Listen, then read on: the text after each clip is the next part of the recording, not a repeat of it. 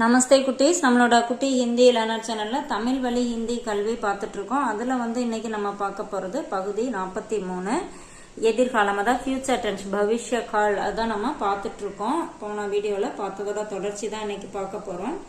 அதாவது ஃபியூச்சர் டென்ஸ்ல இந்த present tense, நிகழ்காலம் மாதிரி இந்த ஹூம், ஹோ, ஹை, ஹை இதெல்லாம் வராது அப்படின்றாங்க. மை வந்தா ஹூம் வரும் அப்படின்னு சொல்லுவோம். தும் வரும்போது ஹோ, பக், யக் இதுக்கெல்லாம் ஹை, வே, ஏ, ஆப் இதுக்கெல்லாம் ஹை இந்த மாதிரி போடுவோம் இல்லையா, அது ஃபியூச்சர் டென்ஸ்க்கு வராது அப்படின்னு கொடுத்துருக்காங்க.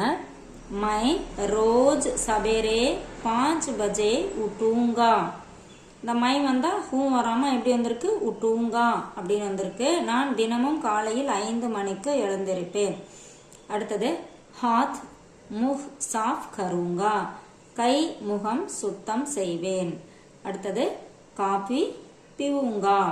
இதே பெண்பால் ஒருத்தங்க சொல்றாங்க அப்படின்னா பிவுங்கி அப்படின்னு வரும். காபி குடிப்பேன்.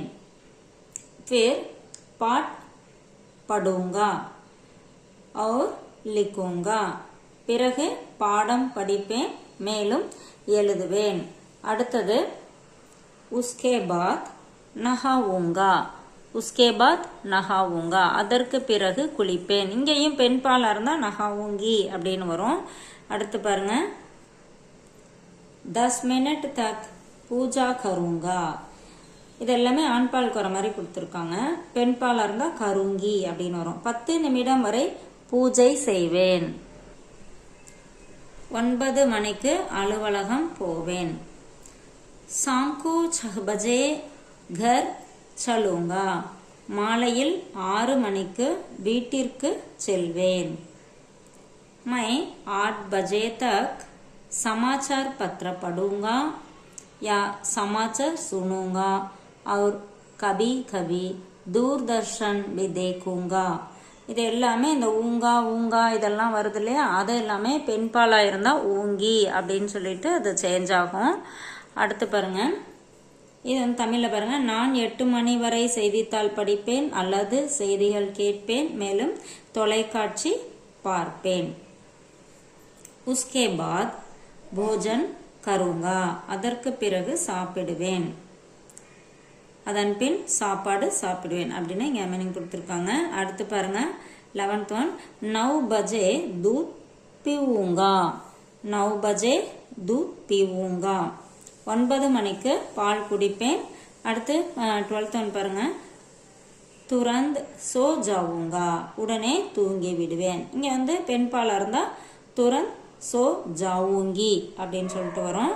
அடுத்து பாருங்க, மேற்கண்ட 12 வாக்கியங்களையும் வெவ்வேறு எழுவாய்களை அமைத்து மாற்றி பயிற்சி செய்க. இது வேற ஒரு மை அப்படிங்கிறத விட்டுட்டு வேற எழுவாய் வச்சுட்டு நம்ம அதை சென்டென்ஸ் ஃபார்ம் பண்ணி பார்க்கணும். நிகழ்கால வாக்கியங்களை எதிர்காலமாக மாற்றுதல்.